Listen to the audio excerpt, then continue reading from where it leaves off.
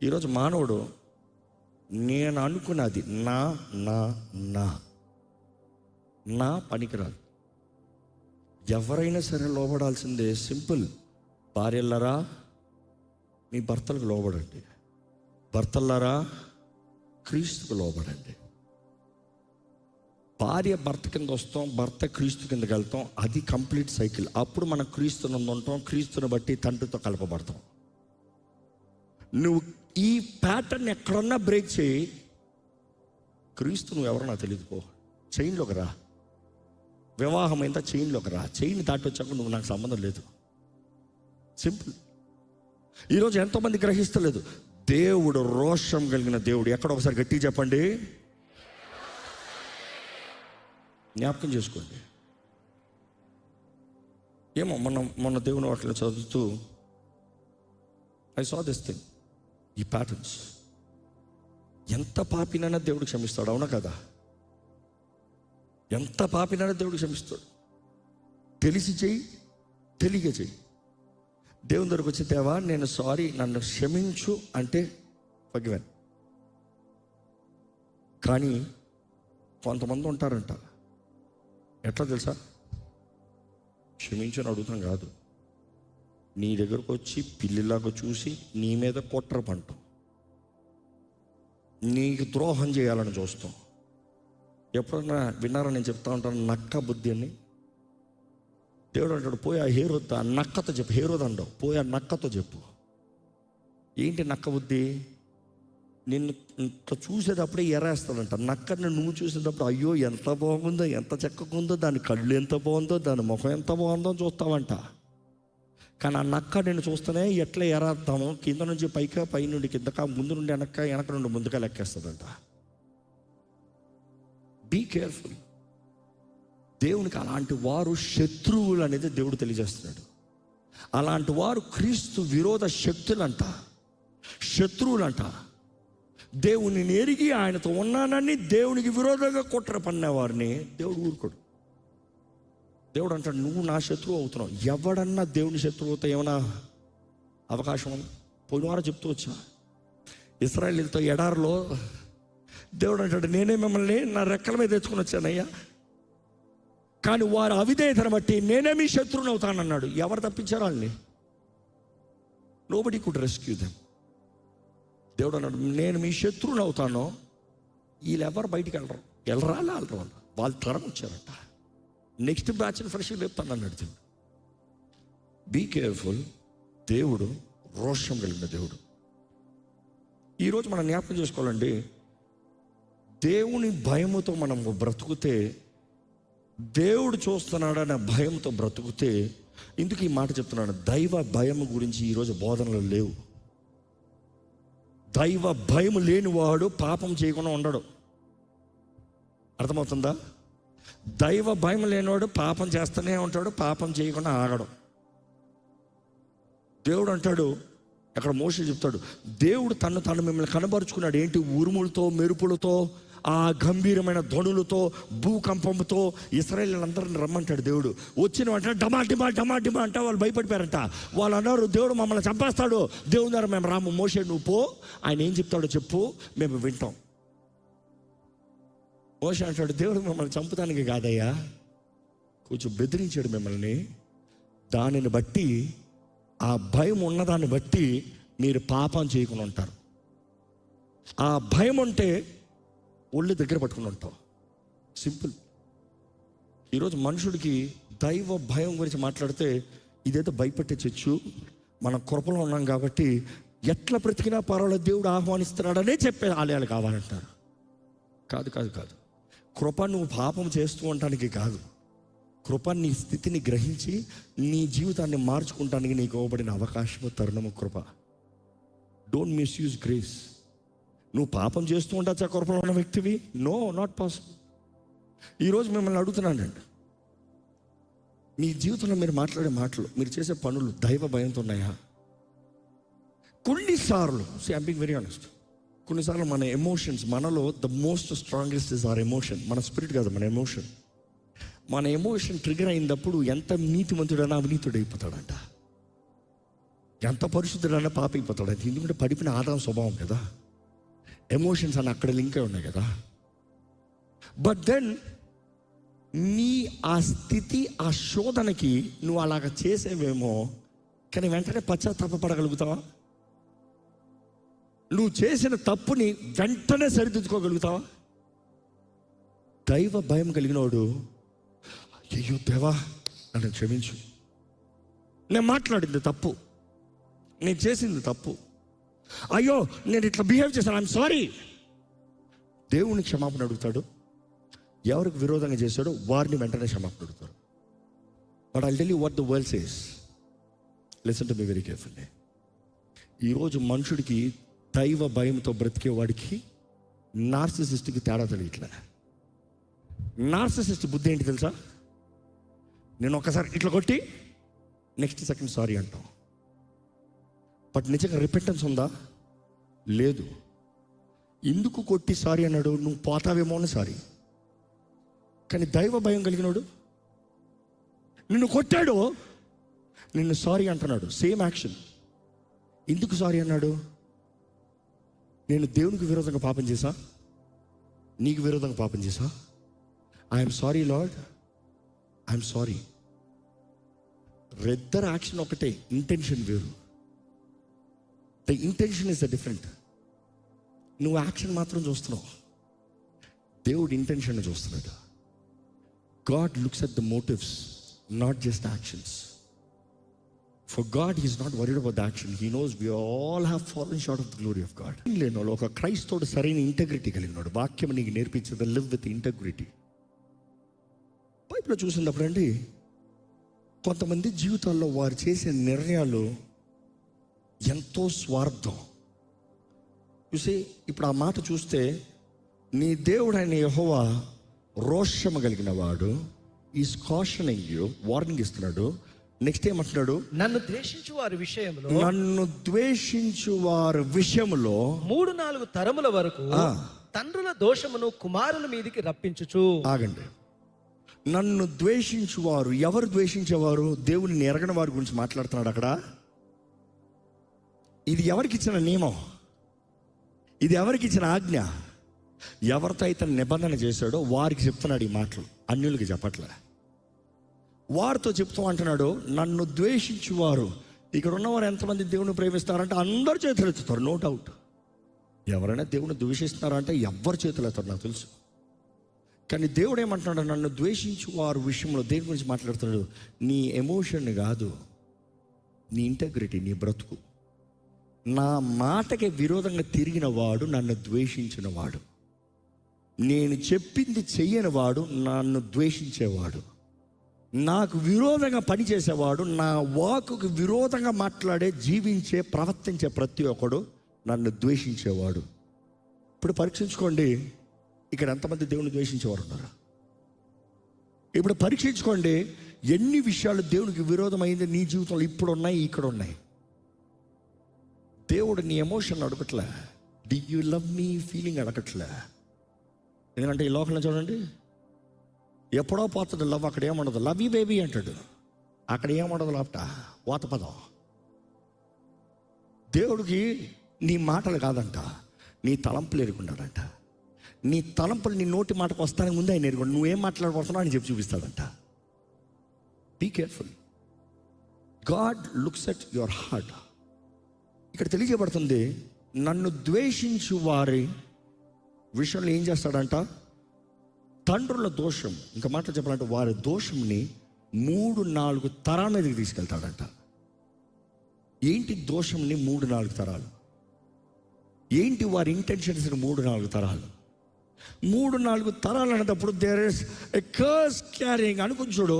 3-4 తరాలు మాత్రమే అన్న విషయం నేను చాలాసార్లు మాట్లాడాను. 3-4 తరాలు మాత్రమే, దాని తర్వాత అయిపోతుంది అని నేను చాలాసార్లు అనుకున్నాను. కానీ ఈసారి వాక్యం ధ్యానిస్తా అంటే దేవుడు భయపరిచాడు. హే, 3-4 తరాల వరకు నేను యాజ్ ఫర్ ద కాన్సిక్వెన్స్ పంపిస్తా. సేమ్ ప్యాటర్న్ రిపీట్ అవుతుంది. ఈ 3-4 తరాల్లో సేమ్ బుద్ధులు రిపీట్ అవుతాయి. ఈ సేమ్ బుద్ధులు రిపీట్ అయినప్పుడు ఈడు మిస్ అయ్యాడు, ఈడు మిస్ అవుతాడా? ఈడు మిస్ అవుతాడా? ఈ ప్యాటర్న్స్ రిపీట్ అయ్యేటప్పుడు కనీసం ఎవడన్నా ఒక్కడన్నా నేను ఇది చేయను అని బ్రేక్ చేశాడు అనుకో, అంతటితో అయిపోయింది. ఈ 3 కానీ 4 కానీ ఎవడన్నా ఒకడు కానీ నాకు వద్దురా బాబు, ఈ పాపం నీతో నాకు సంబంధం లేదన్నాడు అనుకో, దేవుని వాక్య ప్రకారం సరిదిద్దుకున్నాడు అనుకో, ఆ కర్స్ బ్రేక్ అయిపోతుంది. లేదు, వారు కూడా సేమ్ రొటీన్ రిపీట్ చేశారనుకో, ఇంకో 3-4 తరాలు, ఇంకో 3-4 తరాలు, ఇంకో 3-4 తరాలు రిపీట్ పోతూనే ఉంటుంది. దేవుని ఉద్దేశం శాపం వెళ్ళాలని కాదు. దేవుడు కాన్సిక్వెన్సెస్ స్పిరిట్ పెట్టాడు, కానీ చేసిన తప్పు చేస్తూనే ఉంటే పరిణామాలు రిపీట్ అవుతూనే ఉంటాయి. Be careful.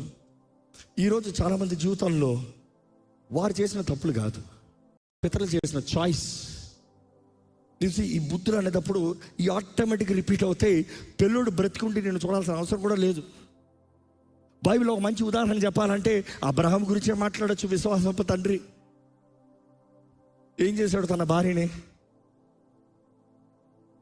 ఈమె నా భార్య కాదు, ఈమె నా చెల్లి, నువ్వు నా చెల్లి అని చెప్పాడు. భార్యని చెప్పాడు. ఎంత ధైర్యం బా! నన్ను చంపేస్తారు, నువ్వు బ్రతికిపో, నేను బ్రతికిపోతా. నువ్వు ఆయన భార్యకి పో, ఆమెతో పెట్టుకో, నేను పోతా. లిటరల్గా హీ సరెండర్డ్. దేవుడు జోక్యము చేసుకుని ఉండకపోతే తన భార్య తనకి దక్కి ఉండేది కాదు. అబ్రహాము భయానికి తనేమన్నాడు? తన భార్యని చెల్లిని చెప్పన్నాడు. రాజు తీసుకున్నాడు, రాజగమనంలోకి వెళ్ళిపోయింది. దేవుడు వచ్చి చెప్పాడు, రోయ్ చేయి పెట్టావు ఒక చస్తావరా అని. అందుకు భయపడ్డాడు, అందుకు దక్కింది మళ్ళీ భార్య. అందుకు దేవుడు మాట్లాడాడు కాబట్టి రాజు బంగారం ఇచ్చి, అయ్యా బాబు నీ పక్షాన ఉన్నవాడు గొప్పోడు రా బాబు, నిన్ను మామూలుగా పంపించాను, ఆస్తి ఇచ్చి బంగారాన్ని ఇచ్చి అన్ని ఇచ్చి పంపిస్తానని చెప్పి పంపించాడు. అబ్రహాం ఎట్లా ధనవంతుడయ్యాడు? రాజులు బహుమానాలు ఇచ్చి పంపించారు. ఈయన తప్పు చేసినా దేవుడు ఆయన పక్షాన ఉన్నాడు కాబట్టి దీవించి పంపించాడు. ఎందుకని? అబ్రహాముతో దేవుడు నిబంధన చేశాడు కాబట్టి. నిబంధన అబ్రహాముతో దేవునికి ఉంది కాబట్టి. కానీ ఒక మాట గమనించండి, అబ్రహాం ఎన్నిసార్లు చెప్పాడు? 2 సార్లు.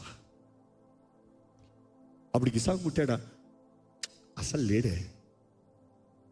ఎన్నో సంవత్సరముల తర్వాత ఇసాకు పుట్టాడు. ఇసాకు ఏం చేశాడు? రెబెకా విషయంలో సేమ్ డైలాగ్. నువ్వు నా భార్య అని చెప్పొద్దు, నన్ను చంపేస్తారు, నువ్వు నా సహోదరుని చెప్పు.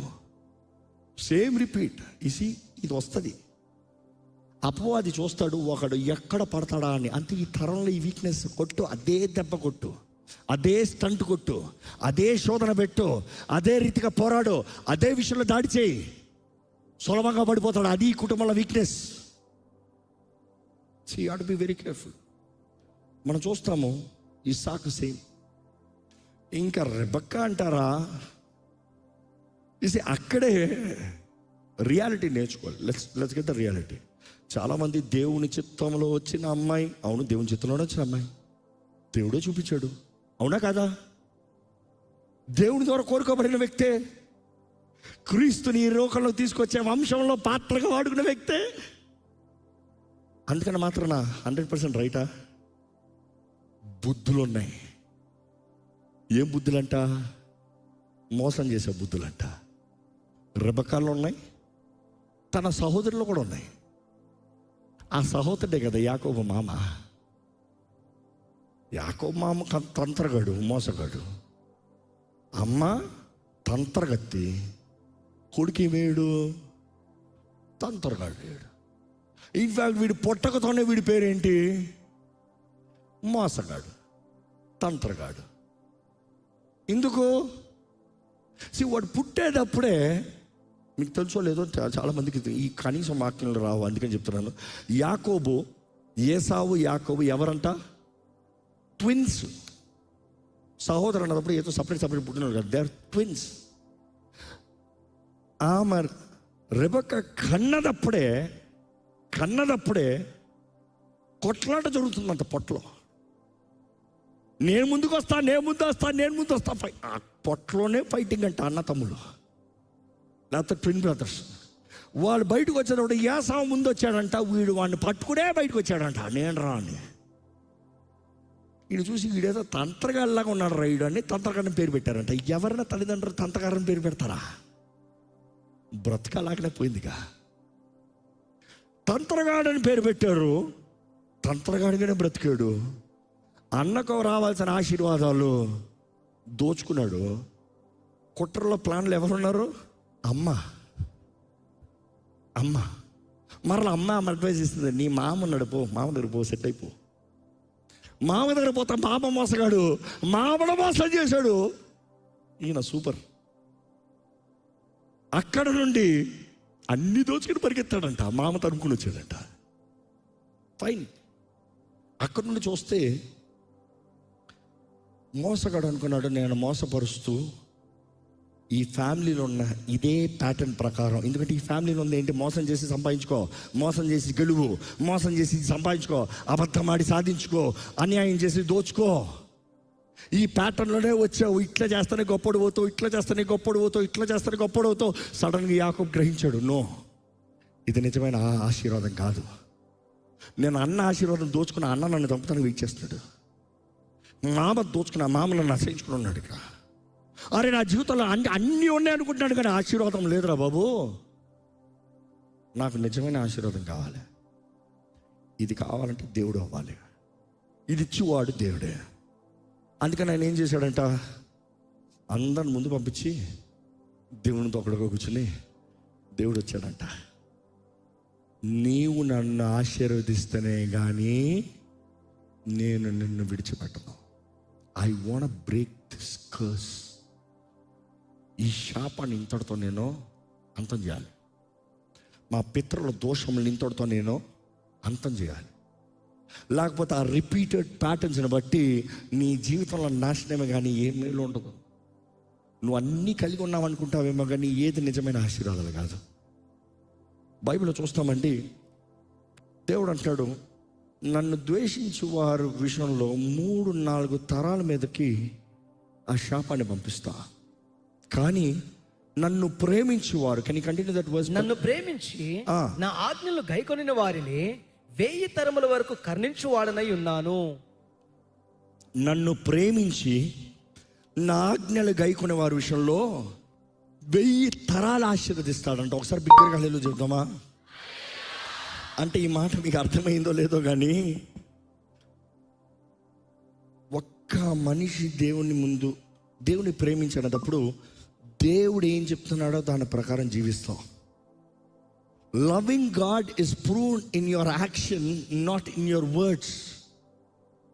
ఎందుకంటే దేవుడికి నీ హృదయం తెలుసు. లార్డ్ ఐ లవ్ యు, అచ్చా ఊరికరా హృదయాన్ని చూడు, నీ బ్రతుకు చూడు. ఎందుకంటే దేవుడు కోరేది హృదయము. యేసు ప్రభు చెప్తాడు, ఇఫ్ యూ లవ్ మీ, ఏమంటాడు, మీరు నన్ను ప్రేమిస్తున్నారంటే నా ఆజ్ఞలు గైకోను. Keep my commandments. What is keep my commandments? Live as for my commandments. నేను ఇచ్చిన ఆజ్ఞల ప్రకారం బ్రతుకు. నీకు కృప అనుగ్రహించా, కానీ ఆత్మ నియమం ఉంది, జాగ్రత్త. పరిశుద్ధాత్ముడు ఏదో కొత్తగా నియమించేవాడు కాదు. He's got make you practically live what I told. నీకు నీ జీవితంలో నరహత్య చేయొద్దని మాత్రం కాదు, ఒకడు నీ హృదయంలో ఆ చేదు లేకుండా చేయాలని చూసేవాడు పరిశుద్ధాత్ముడు. పాత నిబంధనలో లా అన్నదప్పుడు ఫైనల్ రిజల్ట్ అపరాధములు, చేతితో చేసిన పాపాలు. చేతితో చేసిన పాపాల గురించి చూస్తాం ధర్మశాస్త్రం అంట. దేహము, చేతితో అంటే దేహంతో జరిగించిన పాపాలు. కానీ నూతన నిబంధనలో ఆత్మ నియమంలో చూసినప్పుడు ఎక్కడి నుండి మనల్ని తప్పిస్తాడు, ఏ విషయంలో మనల్ని గద్దిస్తాడు, ఆత్మ నియమాలు ఎలా నేర్పిస్తాడంటే యేసు ప్రభు నేర్పించింది. వ్యభిచారము చేయొద్దన్న మాట మీరు విన్నారు, కానీ ఒక స్త్రీని మోహపు చూపుతూ చూపించినప్పుడే మీరు వ్యభిచారం చేశారు. Which is hard. ఏది కష్టం? ఎందుకంటే మనం అంటాం ధర్మశాస్త్రం పాటిస్తాం కష్టం. నేను కృపలో ఉన్నాను కాబట్టి సులభంగా బ్రతికచ్చు. యేసు ప్రభు చెప్పింది జాగ్రత్త. చూపులోనే జాగ్రత్తగా ఉండాలంట, క్రియల సంగతి తర్వాత. ఎందుకంటే దేవుడు ఏమంటాడు, నీ హృదయంలో చూపు మారిందనుకో, నీ హృదయాన్ని బట్టి నీ జీవితం అక్కడికి వెళ్ళబోతుంది. అక్కడికి వెళ్తాను ముందు ఇక్కడ సరిగుట్టు. దేవుణ్ణి ప్రేమించేవారు, తన వాక్య ప్రకారం జీవించేవారు, తన అంతరంగము, తన హృదయం ఎలాగుంది పరీక్షించేవారు. ఈరోజు మిమ్మల్ని అడుగుతున్నానండి, మీ హృదయం ఎలాగుంది? మీ హృదయ వాంఛలు ఎలా ఉన్నాయి, మీ హృదయ ఆశలు ఎలా ఉన్నాయి, మీ హృదయ కోరికలు ఎలా ఉన్నాయి, మీ తలంపులు ఎలా ఉన్నాయి.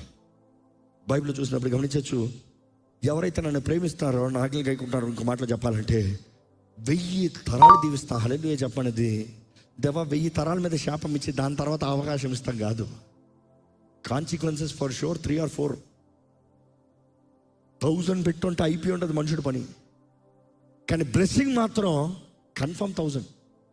ఒక్కడు సరిగా బ్రతికిన దాన్ని బట్టి తన నెక్స్ట్ వాడికి తెలియదు. అందుకని ఈరోజు చాలామంది మీరు చేసిన పనిని బట్టి మీకు ఆశీర్వాదం రాలే. ఆయన అడుగుతాను అన్నమాట. ఇక్కడ ఎవరైనా చెప్పగలరా, నాకు ఇందుకు నేను ఆశీర్వదించబడ్డా అర్థం కావట్లేదు, ఎవరో చేశారనుకుంటున్నాను, నేను చేయట్లేదు అనుకుంటున్నా, ఎవరిదో నాకు వచ్చింది అనుకుంటున్నాను అన్నవారు ఉంటే హల్లెలూయా చెప్పగలరా ఇక్కడ ఎవరన్నా? కొంతమంది ఉన్నారు. నేనైతే ధైర్యంగా చెప్తా, ఐఎమ్ బ్లెస్డ్. నాకు ప్లాట్ఫామ్ ఈజీ అయింది. ప్లాట్ఫామ్ ఈజీ అయిందంటే స్టేజ్ ప్లాట్ఫామ్ కాదు, blessings to receive more, multiply more. ఎందుకంటే అబ్రహాం కన్నా ఇస్సాకు ఇంకా ధనవంతుడు, అవునా కదా? అబ్రహాం దంతా ఎవరికి వచ్చింది? ఇస్సాకు వచ్చింది. ఇస్సాకు విత్తిన ప్రతి దాంట్లో 2 రెట్లు వచ్చింది ఫలము, 100 రెట్లు వచ్చింది. అబ్రహాం ధనవంతుడా, ఇస్సాకు ధనవంతుడా? Simple formula. He is blessed already and that blessing is on him and he is also blessed, multiplied. అందుకనే దేవుని ముందు ఒక వ్యక్తి ఎలా నడుస్తున్నాడో చాలా ముఖ్యం. ఆ వ్యక్తి సరిగా బ్రతుకు. నేను అదే let me tell my testimony. మా నాన్నగారు చేసిన దానికి నాకు బ్లెస్సింగ్, అందుకనే నాకు ఇంకా ఫ్రూట్ఫుల్ చూస్తున్నాను. I will take the credit for myself. One who walked faithfully 74 years walked faithfully, completed 54 years of service serving God. 54 years of ministry is not a joke. I challenge you. 5 years of ministry, people are exhausted. I die antaru, I give up antaru. 54 years still fighting all by himself. ఒక్కరుగా చేస్తారు. దాన్ని బట్టి మా తరం దీవించబడింది.